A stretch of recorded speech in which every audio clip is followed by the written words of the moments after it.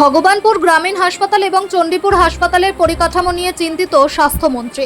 জেলার হলদিয়া নন্দীগ্রাম সহ ভগবানপুর গ্রামীণ হাসপাতালের পরিকাঠামো খতিয়ে দেখলেন স্বাস্থ্যমন্ত্রী শাশ্বত মুখার্জি। পূর্ব মেদিনীপুরের একাধিক হাসপাতাল পরিদর্শন করেন তিনি। ভগবানপুর হাসপাতালের চিকিৎসার পরিকাঠামো নিয়ে একাধিক অভিযোগ করলেন মন্ত্রী।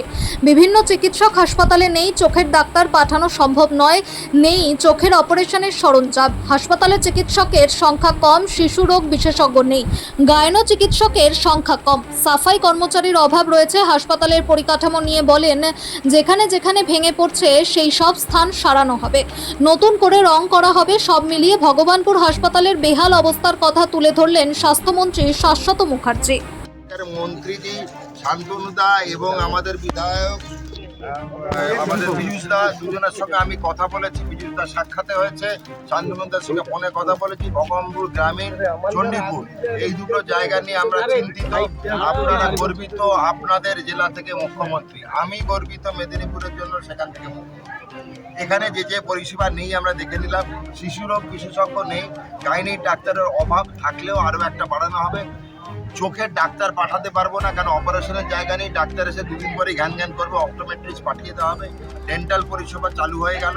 এখানে সাফাই কর্মচারীর অভাব আছে, লোকালি সাফাই কর্মচারী পার্টির কার্যকর্তারা বিএমওই সাহেবকে দেবেন, বিল আমি ওখান থেকে পাস করাবো।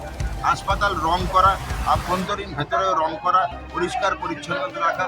যেখানে যেখানে ভেঙে পড়ছে তার জন্য যা যাবে লোকাল কার্যকর্তারা ব্যবস্থা করে সারাবে। আগে এস্টিমেটার বিল করবে, বিল পাস করবো, এখান থেকে লোকাল ছেলেরা করিয়ে দেবে। আপনারা যারা আছেন আপনারা দায়িত্ব নিয়ে নিজেরা করিয়ে দিন, যা পেমেন্ট আপনাদের কাছে পৌঁছে যাবে। আমাদের কোনো আপত্তি নেই, কাজটা তাড়াতাড়ি হবে, ঠিক আছে? এইগুলো করুন।